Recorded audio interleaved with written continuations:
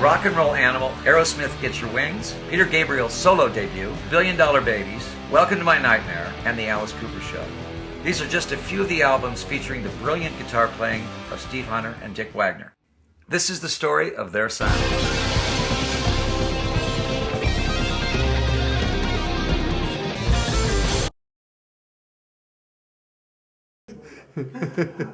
That's it. One last thing.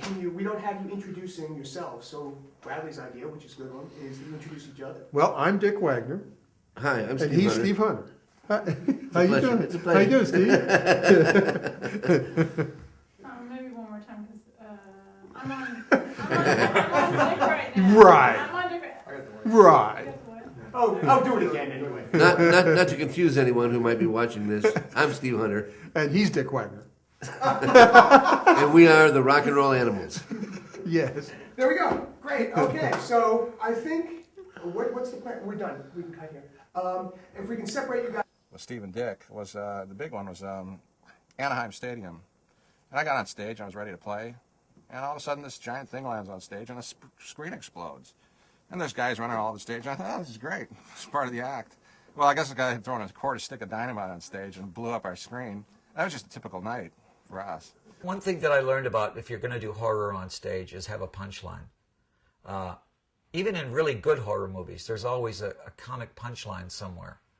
And I think that you need to have a punchline, especially when you're in front of an audience. You can't leave the audience in horror. You have to give them a relief, and usually that's a romantic punchline or a comedy punchline, and especially when they're not expecting it. There's one scene in Spinal Tap, and you have to watch it a few times to get it. But all the guys in the band had fever blisters. There was one time we're sitting in the lobby of the hotel. Me, Dick, and Whitey all have a fever blister at the same time. And when I saw that in the movie, it almost killed me because that actually happened. And why they thought of that? I thought it was funny when it happened to us. Because Ethel's dead. Perfect. The funny thing is, the last time I saw Steven Tyler, he asked me, he says, how's the gruesome twosome? Or how is the fabulous two? And I said, what are you talking about? And he says, Hunter and Wagner. You know, he still refers to them as the two best guitar players in America.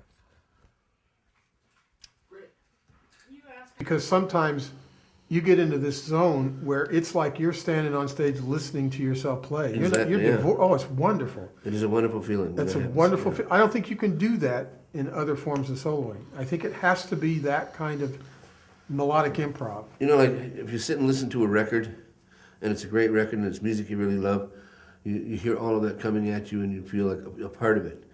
Well, if you're on stage playing, and you can feel that feeling of the band, and you're soloing, coming at you like a record, where you're right in the middle of all of it, and you're almost like playing all of it. It's in your mind. You know, it's a wonderful feeling.